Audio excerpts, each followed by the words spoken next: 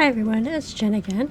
I am back, and sort of as promised, this past week I've been working on implementing all the new art assets needed for my character Asher.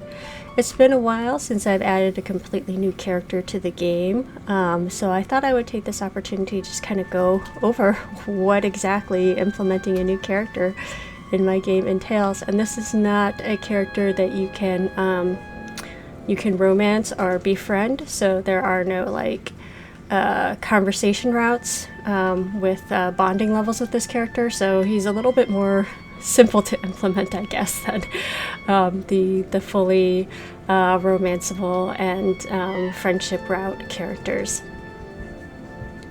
For starting out, let's see, I have a design document. I have this character's element and faction traits listed, their backstory, a bunch of voice lines that will get recorded to correspond with those story moments with the character.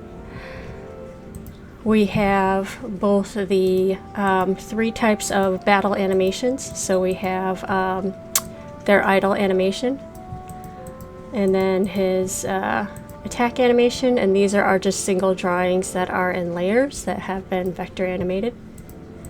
And then we have the flinching animation. We have expressions for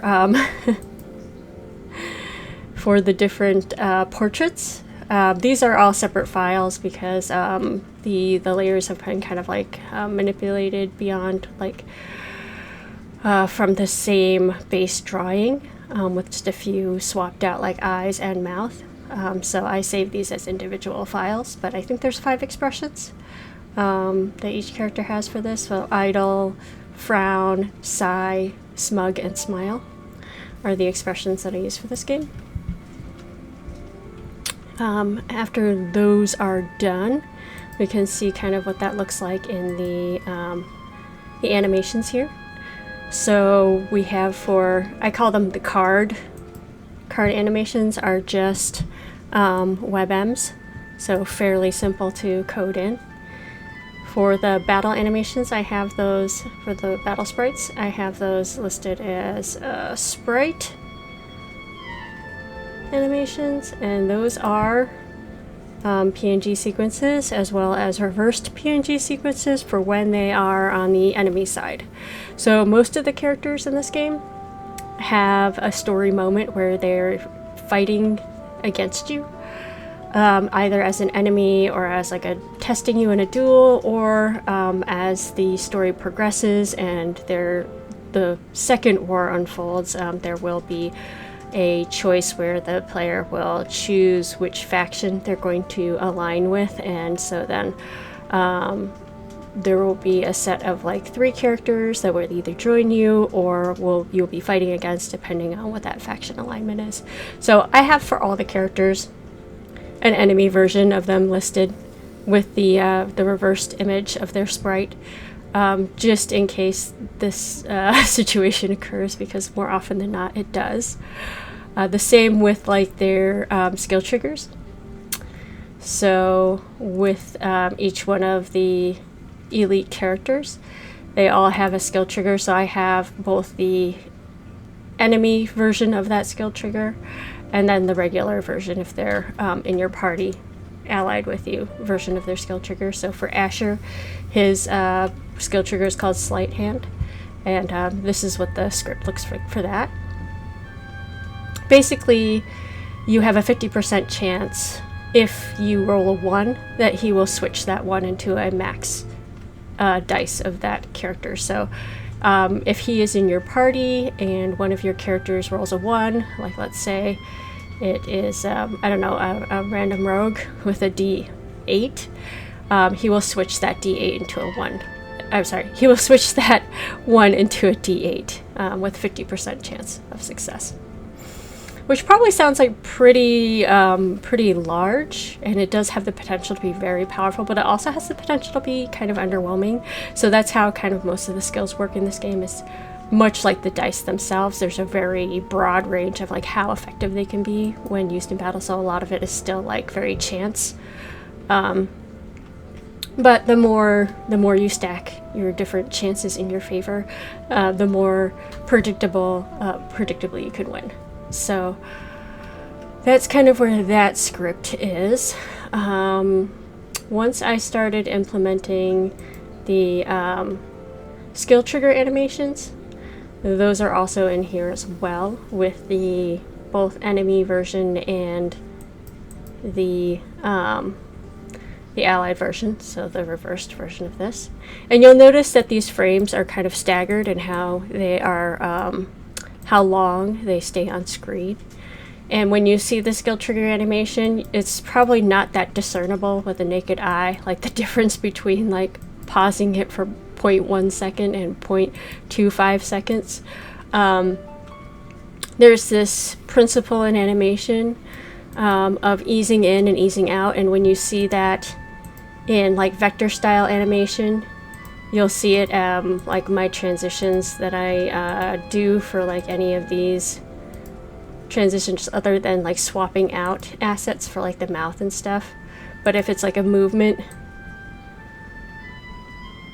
you'll see that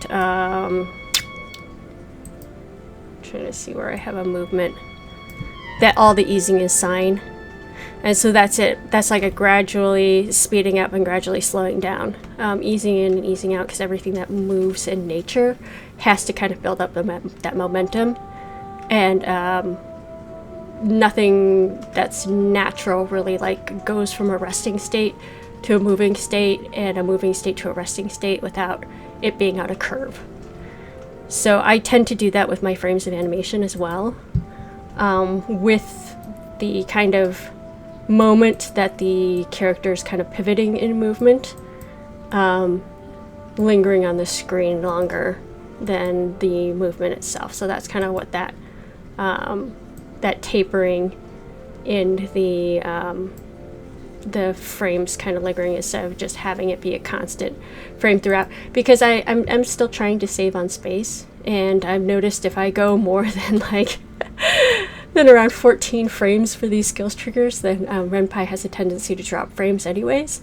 So yeah, it's kind of an interesting like budget challenge for me, especially since I have to color draw ink and color each one of these frames by hand. So I personally find these types of like budget animations like really just kind of interesting and challenging from an animator's standpoint.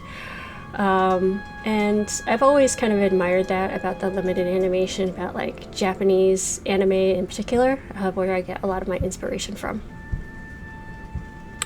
So I have a little bit of a clip of my animating process, and you can find many of those in my YouTube as well, if you are ever curious to see kind of like how I go from like very, very, very rough sketching to the final product on those. So after I have the animation assigned there with the images, we have, again in the battle scripts, we have the skill trigger. We also have to make a screen for it to show. So that's where these skill sprite screens are.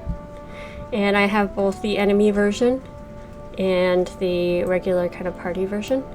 And it's just that animation sequence here with the skill trigger animation lettering on top of it, with a position on the screen. So the skill triggers themselves are full screen, so I don't have to assign a set position for those, but the lettering I do. And you can kind of see where I have the skill trigger scripts for the sleight hand here, that we show that screen here at the beginning of the skill trigger, and then we hide it at the end.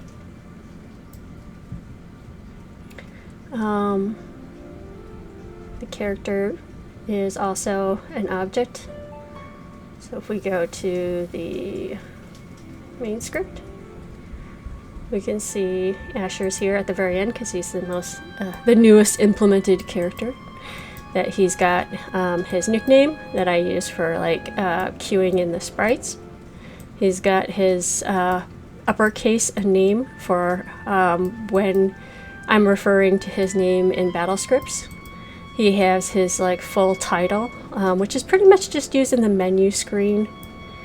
He has default if you have him in your guild or not, his dice value, his element, his faction, his base hit points that he adds to your party. What is this false? My brain is kind of jello. I can't remember right now what that other thing is. What these values are. I think these are all their have to do with like their chat and their relationship status of things, which I can't remember which order those are in right now, but that's his special ability here is the sleight hand.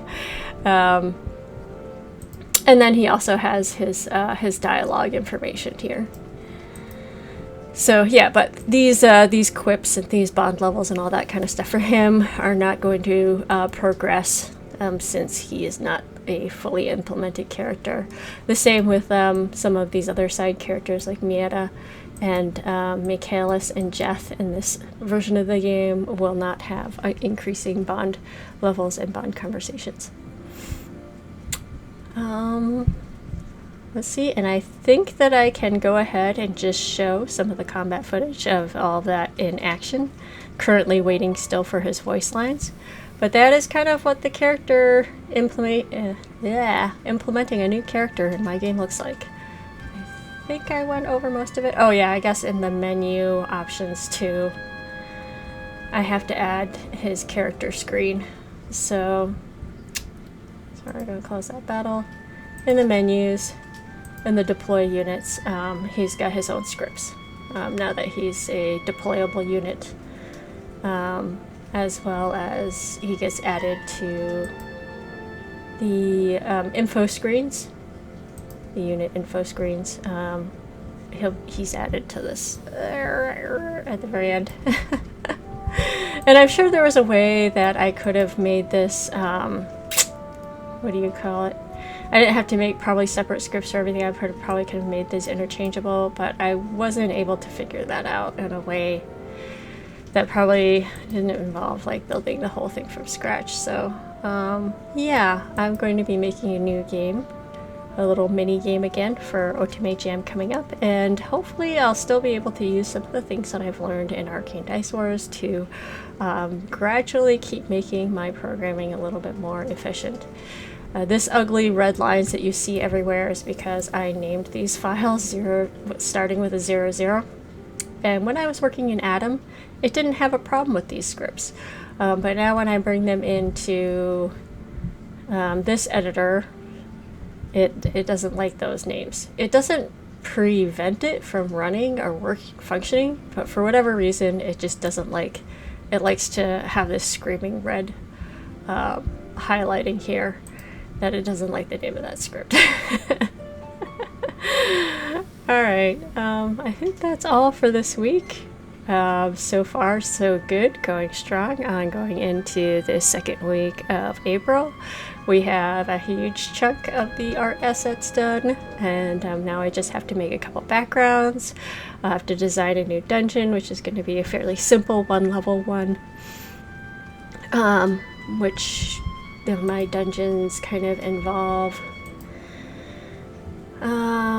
Let's see, involve making a map, and I think I have some videos kind of going through my process for that, but I'll be making a map kind of similar to this, with all the movement stuff added in, and each one of the dungeon locations kind of has these areas. Oh wait, no, missions, corresponding missions. Where do the missions go? I just saw them. Where we have scripts for each location. We have ongoing chat dialogue as the player continues to explore, and then usually whatever other unique possibilities that can happen, such as like the unique win and loss dialogue that happens to help progress the story. So I liked for this game to kind of have story unfold instead of it being a big clunky cutscenes. More to just kind of for it to be a never-ending trickly feed of it coming in, just depending on stumbling into a new location, revisiting an old location, winning and losing in battle, and those types of conditions. So yeah, I think I'm in pretty good shape going forward, although it's going to be a lot of writing. I did get some writing in this week.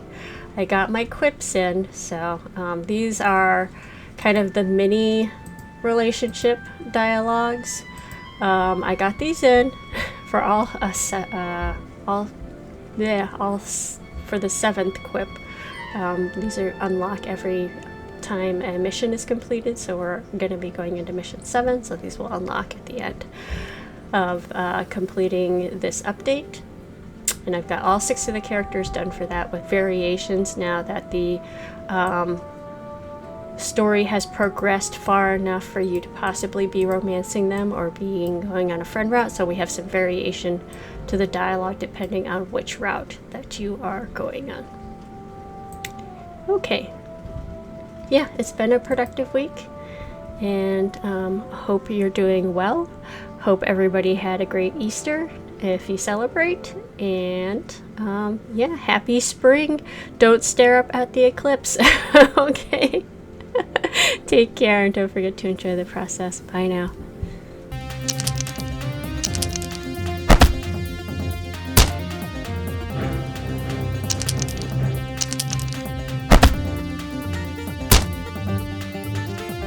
Double bonus.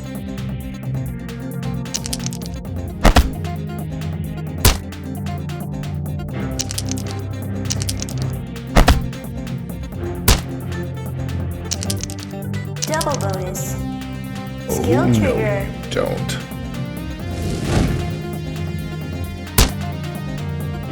Double bonus.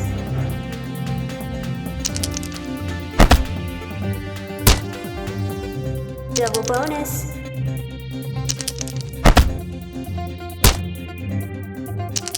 Double bonus. Let Skill the 4 trigger. winds guide you.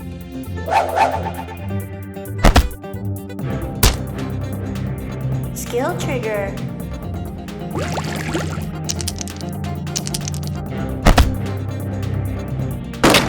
Whoa, lucky. Let's roll. Give me your best.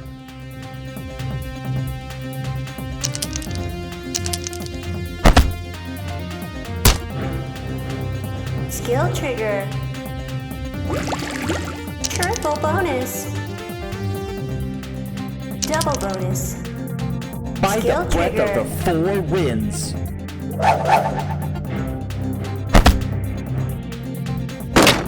Whoa, lucky.